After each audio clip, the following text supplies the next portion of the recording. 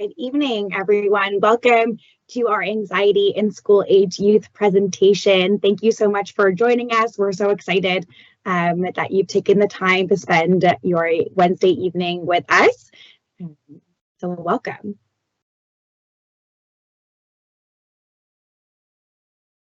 Before we get started, we're just going to introduce our team that's going to be presenting to you this evening. So you can see our Bitmojis here, but you'll see each of these faces on your screen in person as we go through our presentation. So we have my colleagues Ruth Damdar, myself, Kate Phillips, Peter Reed, and Kamani Spence, and we are all school social workers with the York Region District School Board. Just a quick note before we begin. As you are all joining, you can see that you're not on camera or on mic, so please do take care of yourself as needed through our presentation. If you need to get up and stretch or get a snack or finish dinner on the stove, whatever allows you to remain connected to us, please do take care of yourself in those ways. If you do have questions throughout the presentation, please do share those in the Q&A. They are anonymous, so they're going, or rather, they won't be posted to everybody in the event. So they'll go straight to our tech, and we can answer those at the end of the presentation. So if you're wondering how to use the Q&A function, so you're just going to select Ask a Question at the top of your panel there, where it says Live Q&A. Type your question in the compose box at the bottom there, and then you're going to select send, and then one of our moderators will receive that question. If you are using or require captions and subtitles to our presentation, hopefully you can see our image here to turn on those live captions and subtitles. So you're just going to select the captions and subtitles button on your video controls, and then change the caption language through settings, captions and subtitles, and then whatever language appears that fits best for you. Before we begin tonight, I'm going to read our disclaimer here. So we're here tonight to speak in general terms and about some common best practices. So we're unable to provide specific feedback about your child specifically, but rather speak in generalities and what fits best for most. But obviously, we know that each person is different and different coping skills or things will exist for your individual family. If you're motivated to follow up with service or support after this presentation, please connect with your family doctor or a mental health service provider. We are going to provide some resources at the end of the presentation for you to access if that feels like it would be helpful.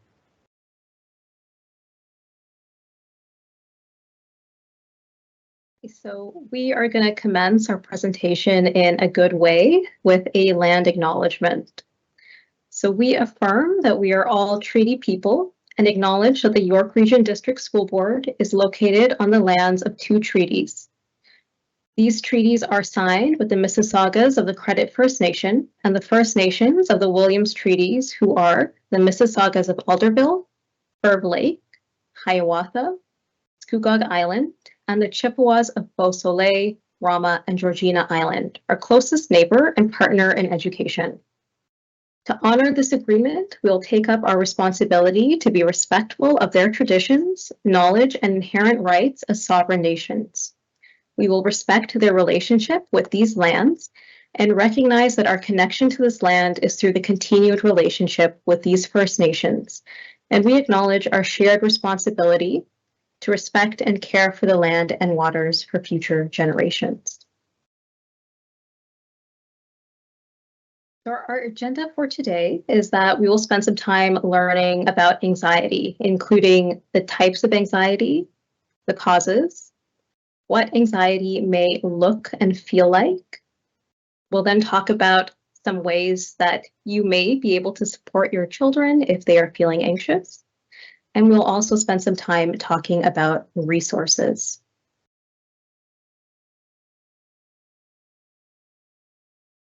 So to begin, we want to start with a definition of anxiety. So anxiety is the body's normal reaction to perceived danger or important events, and it can be like an internal alarm system that alerts us to danger and helps our body prepare to deal with it.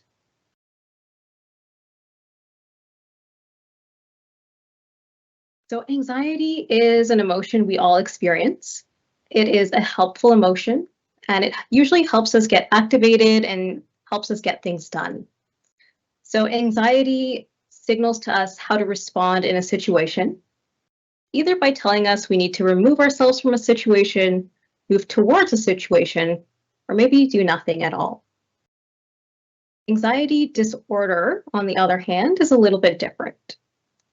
Anxiety disorder is a kind of anxiety that is usually unhelpful and may require the assistance of a medical professional or a mental health professional. So together, we're going to spend a few moments understanding the distinction between anxiety and anxiety disorder in greater detail. Oh, sorry, maybe we can just go back. Yeah, thank you. So anxiety is a normal reaction to many types of events. So for example, we would expect a youth to maybe feel anxious before a test or a presentation. Some anxiety may be age or developmentally appropriate. So for example, we might expect a toddler to experience separation anxiety when leaving a parent or a caregiver. On the other hand, with anxiety disorder, one may experience a lot of unrealistic anxiety, such as a fear of a situation that will never happen. And this kind of anxiety may also come up unexpectedly. Anxiety that is normal and common tends to last as long as the situation or problem. So for example, when the test or presentation is over, a youth may no longer feel anxious. By contrast, with anxiety disorder, anxiety may last a long time and even after the stressful situation has passed. So for example, a student may feel anxious even when the test or presentation is done. With anxiety, a manageable amount can be helpful and motivating. So for example, if a student feels anxious before a test, they're going to feel motivated to study for that test. With anxiety disorder, on the other hand, they may feel like their symptoms are hard to control or manage. And because of that, maybe it has a big impact on the quality of their life. So maybe they don't enjoy spending as much time with friends, maybe their grades start to go down. With anxiety, it's often proportional to the situation or problem, meaning we wouldn't expect our youth to have the same amount of anxiety taking a test as they would if they were facing a dangerous situation. With anxiety disorder, they may feel a heightened sense of distress, even if they are in a situation that is minorly stressful. So maybe they feel a heightened sense of distress, even though they're taking a test that's worth maybe a small percentage of their grade or presenting to a very small audience. And finally, with anxiety, the individual is able to cope. So meaning even though a youth may feel anxious about a test or a presentation, they're still able to come to school and take that test or give that presentation. With anxiety disorder, maybe their symptoms are feeling so big that now they start to avoid school and avoid taking the test or taking that or giving that presentation. So if you have further questions about anxiety or anxiety disorder, you're always welcome to speak to a medical professional or a mental health professional. And I think we'll move forward to the next slide. So types of anxiety can range from general to specific. So there are many types of anxiety, as you can see on this slide. And people experiencing any of these types of anxiety may feel anxious all the time or occasionally, and symptoms can vary and range in intensity. You'll also see on the slide that we've included a statistic from Statistics Canada, which says that the proportion of Canadians aged 15 years and older with generalized anxiety disorder doubled from 2012 to 2022 from 2.6% to 5.2%. And this demonstrates the increase in rates of anxiety. And this could be due to many things. It may partially be due to COVID. And we present the statistic to normalize mental health challenges and highlight just how common it is for many children and youth. And I think we can move forward. So we often wonder what causes anxiety when we think about anxiety. So the Center of Addiction and Mental Health helps us understand that anxiety has a few origins. It's not necessarily made up of one factor or all of these factors. It can be a combination of all these things you see on your screen now. So, for example, our experiences, people may learn to fear things after experiencing a traumatic event or seeing what happens to others in a traumatic event. Experiencing similar events later on can then strengthen this fear or this anxiety. Our beliefs play a role. So people may believe certain situations will have a negative outcome. This may be a belief that a certain situation may cause embarrassment or harm. And this can be influenced by our families, perceptions, as well as our cultural understandings of certain events can increase our anxiety in a certain situation. Our biology also plays a role in this, in anxiety. So different parts of the brain, such as the amygdala and the prefrontal cortex and the hippocampus, all play a role interacting with one another in experiences of anxiety. So that's how we interpret situations as threatening or non-threatening, and how we navigate our fear response. The brain also has chemicals, special chemicals called neurotransmitters, and these send messages back and forth to control a way that we feel. Serotonin and dopamine are often two neurotransmitters that we hear a lot when we discuss things like anxiety and also depression. And so when these are disrupted, that can cause feelings of anxiety and depression. We're going to move to the next slide. Thank you. So now we're going to watch a video from Telethon Kids, and they've created a great video that helps us build our understanding of anxiety and how we might be able to help our children when that's happening.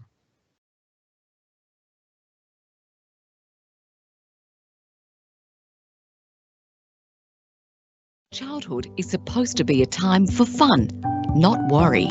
But an alarming number of our kids are feeling anxious. In fact, the Young Minds Matter survey, conducted by researchers at the Telethon Kids Institute, found 1 in 14 Aussie kids has an anxiety disorder. There are lots of common causes of anxiety in kids and lots of different reasons why children will worry, and that'll also differ by their age. So, for example, separation anxiety is a normal developmental stage that happens for all babies at around 6 months of age, and that's totally normal. For little kids, common worries are things like loud noises, the dark, being separated from mum and dad, strangers, animals like dogs, monsters, that kind of thing. And then as kids get older, their worries change. So they might start worrying more about fitting in with friends, being accepted at school and amongst their peers, performing at school or performing at sport or music or whatever it is they do in their spare time. But how do I know when to worry about my child's level of worry? When it's getting in the way of normal everyday activities. So for example, if I get a bee sting on my hand, I might feel a bit nervous the next time I see a bee, and that's a completely normal, common reaction that we'd all have. But if my worries get to the extent where, say, I don't want to go to the park to play with my friends anymore because there might be a bee there, or I'm too nervous to leave the house in case there's a bee outside, that's when we start to think, okay, I might need to enlist some extra help here. And Jessica has 3 main tips to help you manage your child's anxiety. 1! Talk about it. Talking about what anxiety is, what that might be like for your child, and working out what their triggers are. So it might be working out where in their body they feel anxiety. So, oh, sore tummy today, or racing heart, or if you notice your child's looking anxious, talking about what thoughts they might be having. So what's making you hide today? And then talking that through. The goal is not to get rid of anxiety. That's unrealistic. All children will be anxious. It's to help your child understand that they can tolerate and manage the distress associated with anxiety, so that anxiety itself doesn't become a scary thing. Yay! Model healthy behaviour. So if you're feeling stressed, say, look, Mum's feeling a bit stressed at the moment, and talking about how you're getting through that. So I'm going to take a few big deep breaths. I'm going to think about what the problem is and what possible solutions there might be, and then I'm going to feel better once the worry passes. 3! Validate their feelings. So, for example, your child might be feeling really worried about a maths test. You might say, of course you're feeling worried. Maths tests are a bit scary, aren't they? And then you help them to confront that fear and say, okay, you can take a few deep breaths, you can tense and relax your muscles, you can practice some maths at home so you feel prepared for tomorrow, and then you help them to confront their fear so that they know that, hey, I can deal with this anxiety and it's going to be okay. And if you still have concerns, if a parent is really worried about their child's levels of anxiety and think they are getting to a point where they're getting in the way of their child living out their everyday life, there are definitely lots of places to seek help. First port of call could be their GP, and they can help you get in touch with community services or private services like clinical psychologists who can help your child talk through their worries with things like cognitive behaviour therapy.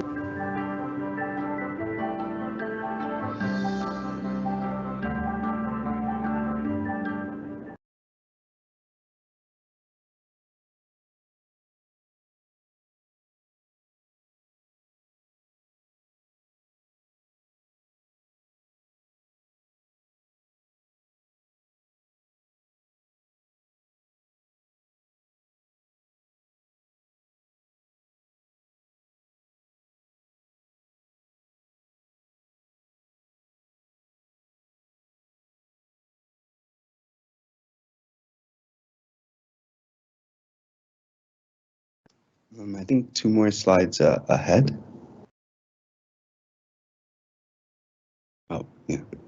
Okay, so before we take a look at what anxiety behaviors may look like, we would like to know what you have noticed as caregivers happening for your children when they're anxious. What do you see happening, and what are some things that you have heard? We'll take a moment for you all to share some of your thoughts in the Q&A, and then we'll come back to the larger group, and one of our moderators will share some of your examples.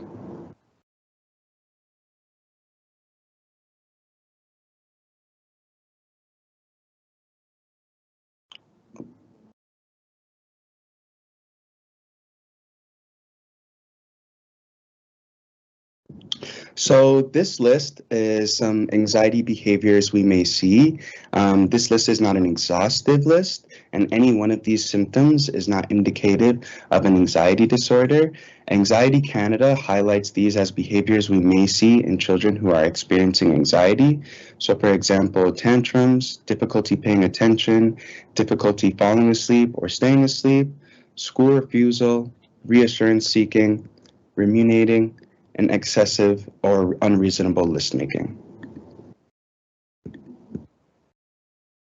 And then we'll take a look at how anxiety may feel in the body. So when people are experiencing anxiety, they may feel these physical symptoms.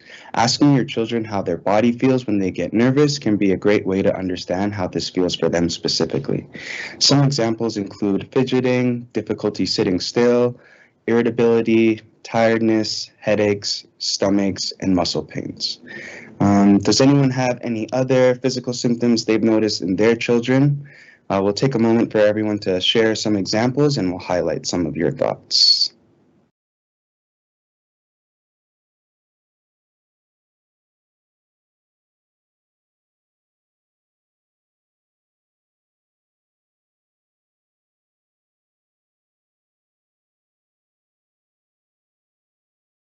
So I see here we have, yeah, go ahead. Oh, sorry, go ahead. Yeah, I see here we also have sweaty hands, a fast or irregular heartbeat, or dry mouth, all examples of how anxiety can show up in the body, and each child is unique, so everyone won't have the same experience. Yeah, so Kimani, our participants are saying that they're noticing that sometimes their children may be biting their fingernails, have trouble speaking or finding their words when they're nervous. And for younger kids, sometimes when they're nervous, some of our participants this evening say that their kiddos are throwing a tantrum or showing some behavior that's out of character. A lot of people saying their kids show signs of stomach aches, headaches, and just feeling unwell, as well as crying and physical aggression. So thank you to our participants today, sharing a little bit about what you're seeing at home. That's very, very good observations. So now we'll go to the next slide to see what thoughts may sound like when our children are feeling anxious and emotions. So many thoughts begin with what ifs, and some emotions may include worry, sadness, anger, shame, and guilt. Next slide. So again, many thoughts begin with what ifs, and these kinds of questions are future oriented. They may be small worries or may show that a small worry is actually a big worry, and these worries are normal, and we all ask these types of questions. For example, you may hear, what if I don't get into university? What if I fail my test tomorrow? Or what if my mom develops cancer? Talking through these types of questions with children can be helpful, so you can gauge how big/realistic your child's worries may be. We encourage you to ask questions to learn more about their experience, and you can ask questions like, what would happen if, or how likely is that to happen? Or it must be really hard to think. Again, each conversation will be different as each child is unique. And now we'll take a look at some ways you can support your children.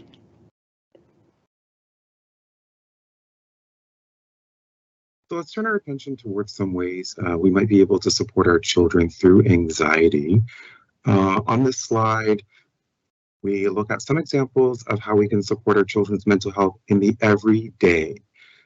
So we recognize that every child is unique, and as been previously said, what works for one child, we recognize may not work for another.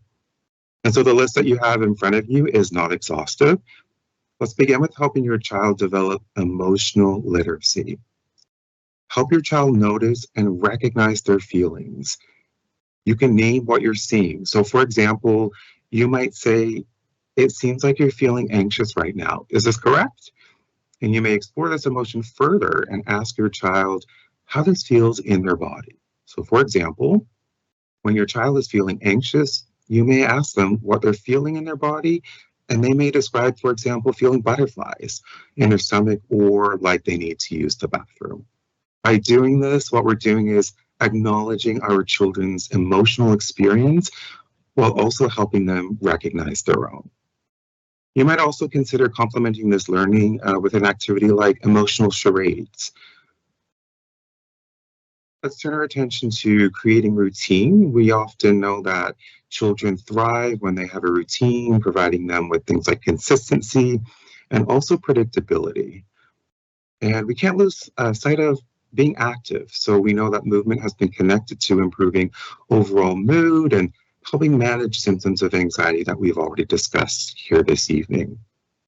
And help your child remember their strengths.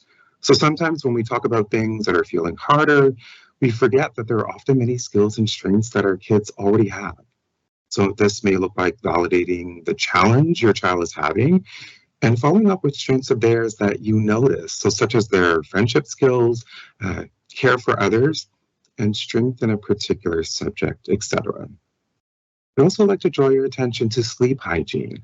So the importance of sleep cannot be overstated. Be as consistent as possible, going to bed and getting up at the same time every day, including weekends. Also, if possible, ensure your child's sleep environment is comfortable, dark, quiet, and at a comfortable temperature.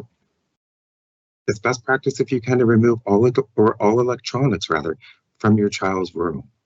You may consider having your child avoid eating anything such as a large meal or consuming caffeine right before bedtime. Now let's focus on listening to understand. So when we listen to understand, it can help us understand what our children might find helpful in the moment to manage their anxiety. Show curiosity when asking questions to better understand your child's experience. Also try to avoid being presumptive and instead let your children describe their experience in their own words. Of course, you can suggest words if your child is stuck. However, avoid imposing your own interpretation on your child's experience. And also consider connecting to a professional. We've already mentioned this before. As stated previously, we'll provide you with some community resources at the end of our presentation. We acknowledge that accessing professional help is a personal decision. So it might be helpful to access a mental health professional to complement whatever practices you're engaged in at home and or to assist when your child's anxiety is not responding to the coping strategies they're using. Also, building skills is important. It helps us recognize patterns and develop ways of coping in the moment. So we encourage you to introduce and teach new skills when your child is in a calm state. So you can plan with your child around when these skills might be most useful. So for example, what times of the day does your child's anxiety feel the biggest? Or what skill or skills will your child practice in those moments? So let's look at two skills in particular, and we'll go to the next slide. So here we offer two grounding exercises.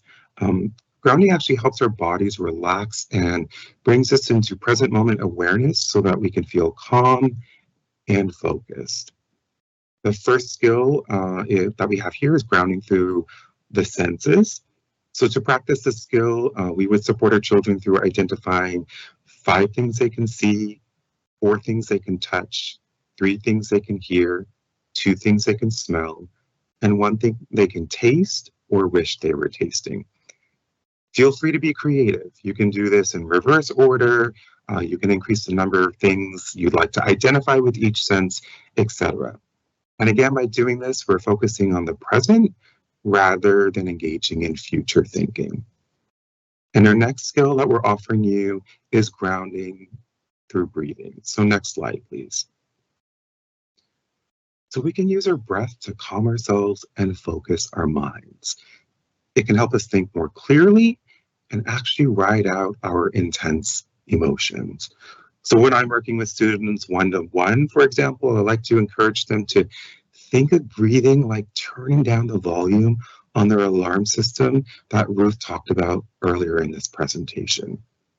You may hear breathing referred to in lots of ways, including but not limited to diaphragmatic breathing or deep belly breathing. Additionally, you may hear of various breathing practices. So we've included 2 on the slide. One is square breathing and the other is circle breathing. There are many others, including but not limited to 5-finger breathing and pursed lips breathing. So I invite you right now to try box breathing. Take a deep breath in through your nose, hold for a count of 4, exhale through your mouth, and repeat. Do this several times until you feel calm. Some children find it helpful to close their eyes while practicing this skill or pick a place in a room, on a wall, where they focus while practicing this activity. Circle breathing, it follows the same concept. So you inhale through your nose as the circle enlarges and you exhale through your mouth when it gets smaller. You would repeat it again until you feel a sense of calm. And so I would ask you, how did that make you feel? Did you feel calmer? More relaxed?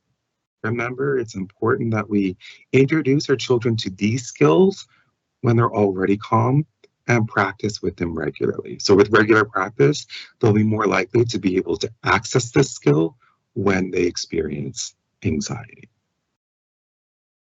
And so we'll move to our next slide. This is the part where we're presenting some resources that are available within our school board and in the community. Our board has social workers such as ourselves and psychologists who work with students to provide mental health support. Their services are actually complemented by our community partners who help us meet the diverse needs of our students and offer services in multiple languages. So you will see that we have included some community longer-term counseling supports. Some of these may be familiar to you, such as York Hills, CANARC, Canadian Mental Health Association, John Howard, and Family Services of York Region. But then we also have our community walk-in supports. We've included 2 here, 360 Kids and Family Services of York Region. And we'll move to the next slide, please, and thank you. We also want to draw your attention to the crisis resources that are available in our community. Again, some of these may be familiar, such as Kids Help Phone. We have the Black Youth Hotline, LGBTQ Youth Line, Home for Wellness Helpline, among some others. Okay, and we can go to the next slide. We do have some minutes at this point in our presentation to answer a few questions if you have any.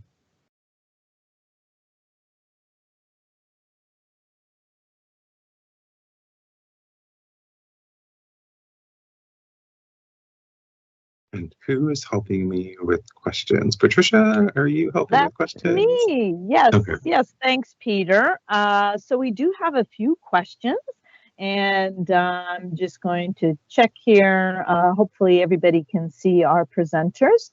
A couple of our parents joined our session a little late, and we're just wondering if our presenters could reintroduce themselves and let our participants know who you are and kind of what you do here at YRDSB. So let's just take a brief second to do that, maybe starting with Kate. Hello, so Kate Phillips. I am a registered social worker. I am a social worker, a school social worker with the York Region District School Board.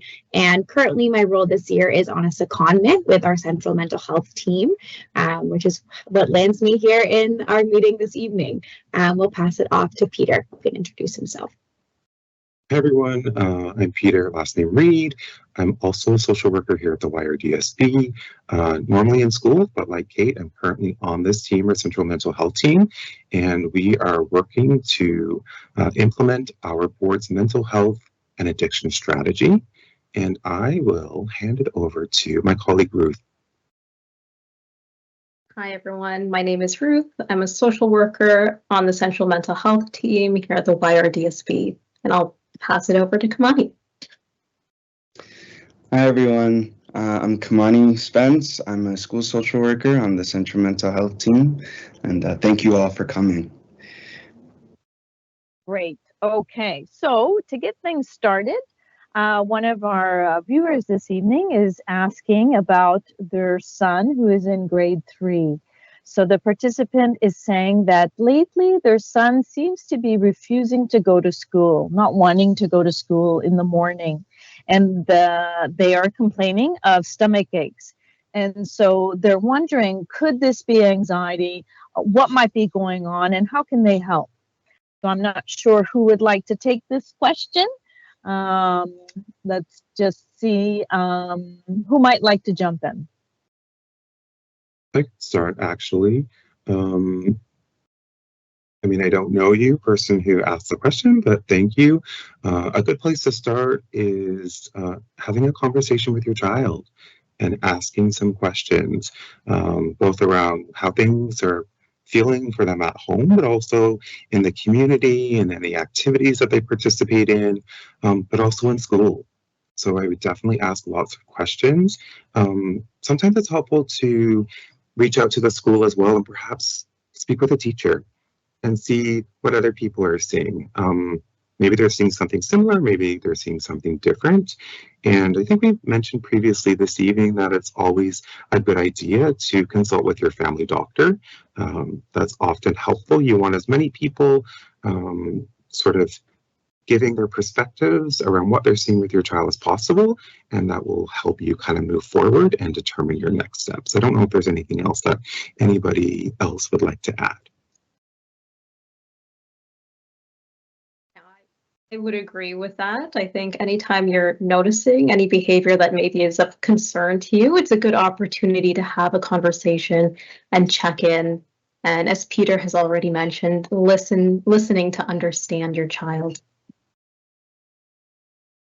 Okay, great. Thank you so much for that.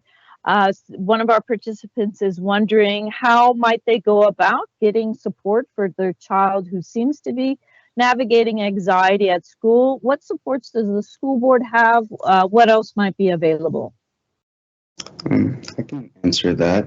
So within the school, there are school social workers and psychologists that can connect your child and your family to supports and services within the community and at the school. So reaching out to your school and just letting them know your concerns, they can get you connected with your school social worker or psychologist and put you in the right direction and help navigate accessing some of those services and supports.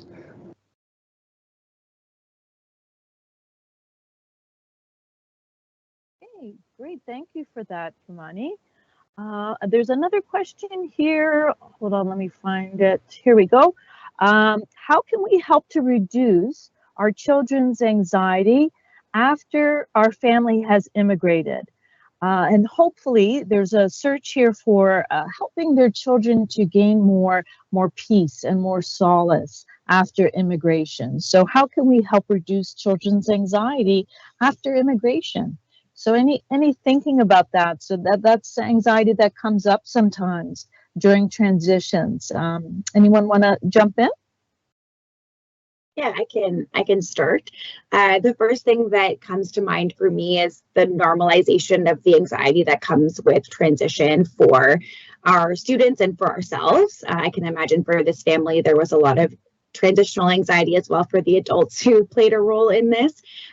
So even to share with your child about how you also feel nervous, maybe navigating a new workplace or navigating the store differently, all of those kind of things that shift when your environment changes. So I would begin with just the normalization of it, and that transition period is different for everyone. So even if Canada or wherever you are in the wider DSB feels kind of shifted and quote unquote normal for you, it may not be the same timeline as your child for feeling the same things.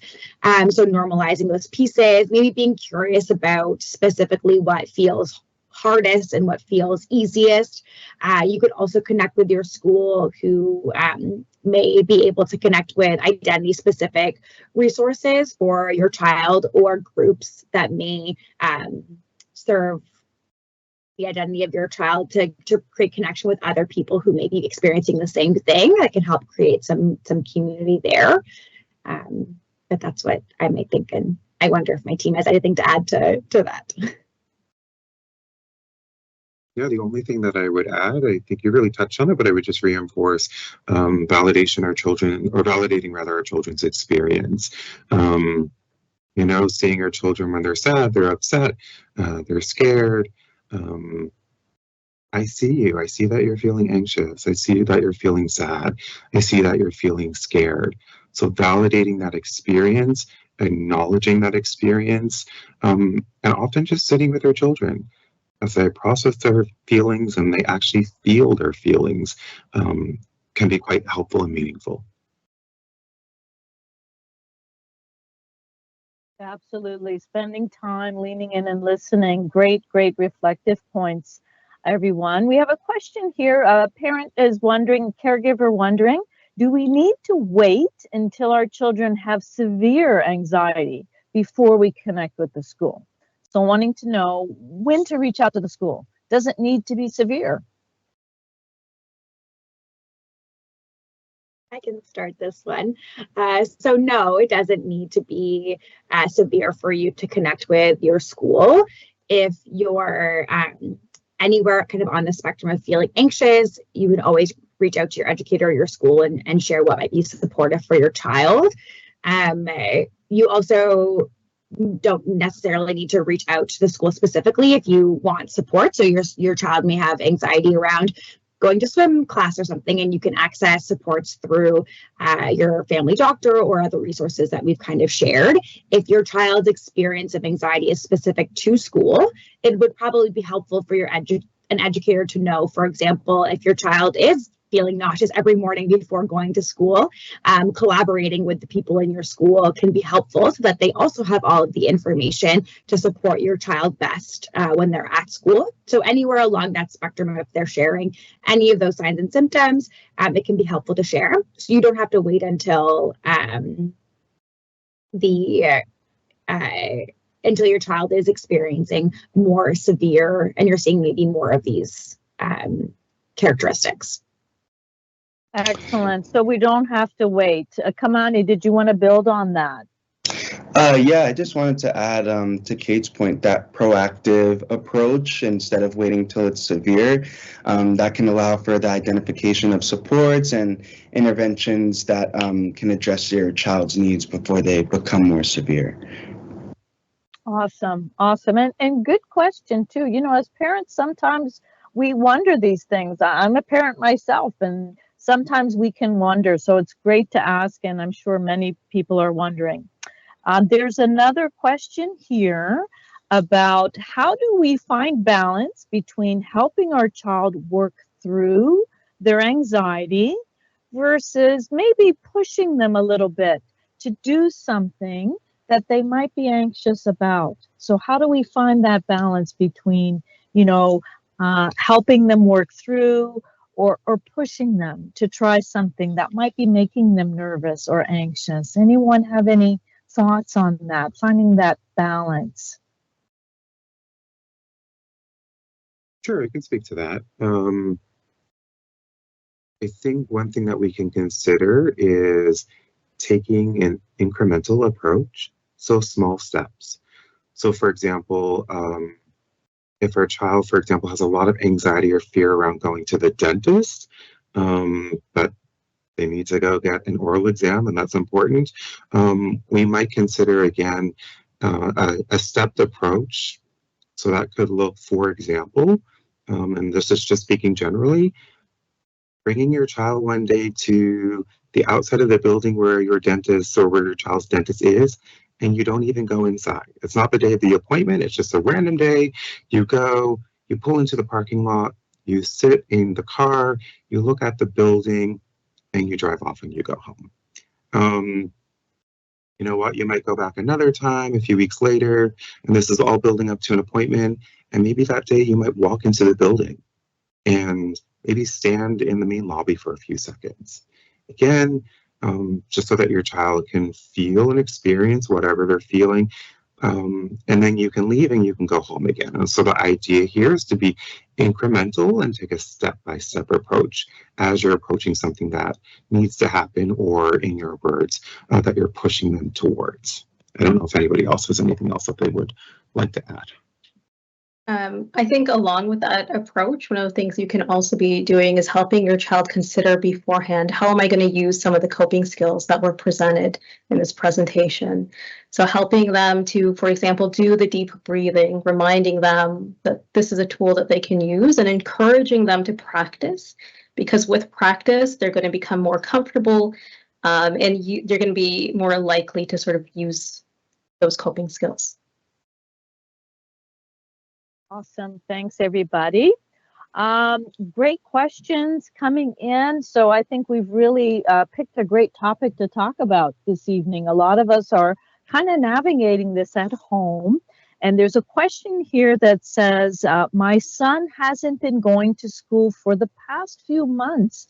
We're lucky if at least he'll go maybe once a week or twice a week. He's in grade 7 and concerned that he will be behind, maybe academically behind. He's showing a lot of anger and sadness. Would this be a form of anxiety for this young student in grade 7? Might this be a form of anxiety is the question. I can take this from and have my colleagues add on.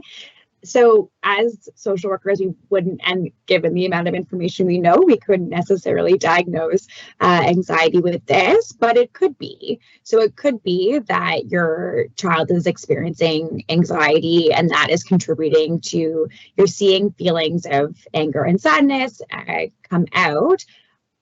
I would encourage you to connect with your school and wonder with them around what does it look like when he does go? What do those 2 days a week or the 1 day a week that he's there? What does that look like for the educator? And what you're noticing at home when the days that he is successfully going to school, what do you notice different about the patterns of being able to get him to go? And then working with your schools to create a plan on how you can support your child to attend if that is your goal. Sometimes we use strategies like the one Peter gave for our dentist. So we might do the same thing with our students, in which the goal is to drive into the parking lot or to attend the first half of the school day or things like that. So there are plans you could work out with your school to support your child going. But to answer your question, it could be. We just have to be a little bit, ask some curious questions around what your son may be experiencing in the moment before maybe attending school or not attending school.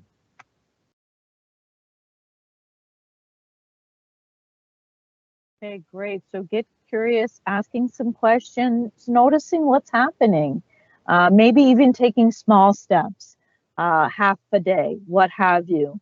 I think those are all things that we can think about. There's a question here about teenagers. So teenagers, any age, can navigate anxiety.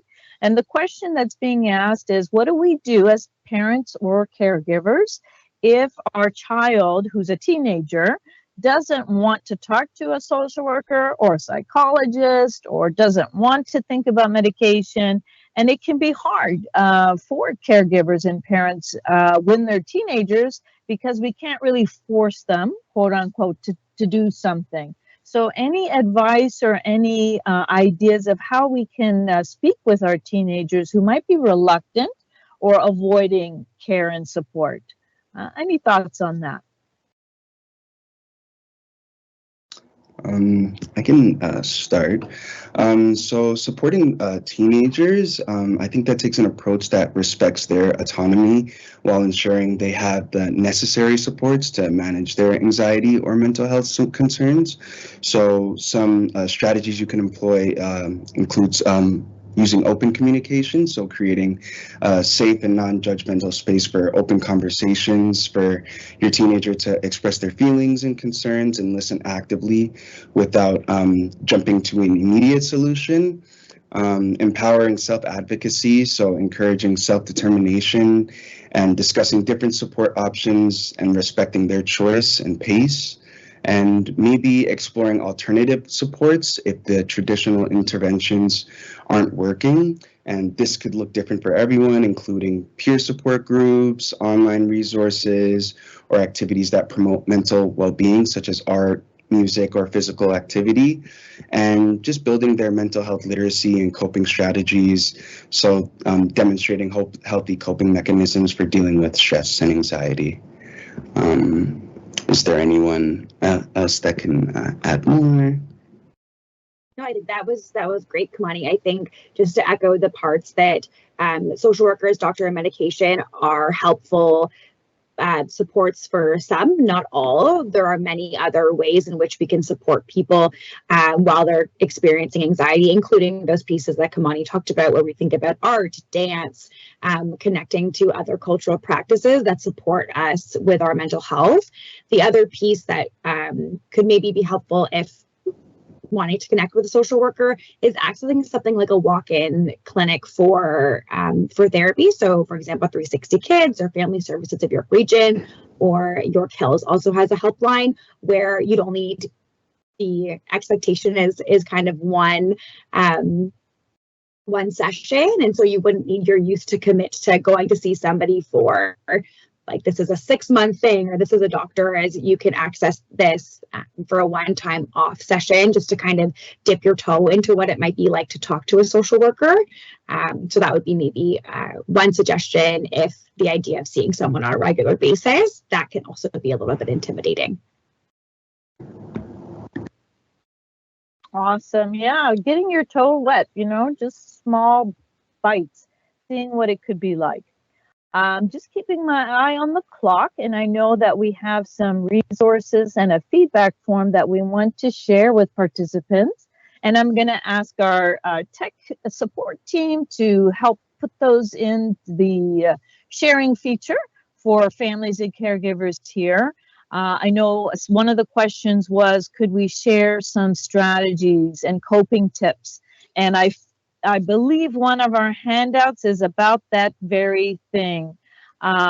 Some coping tips and strategies, but we also have a parent and caregiver feedback survey that we would really appreciate it if you could take time. It's anonymous, just to give us some ideas of if this was helpful and what other ideas would you like us to explore for future evenings where we can spend some time together, learning together and sharing together.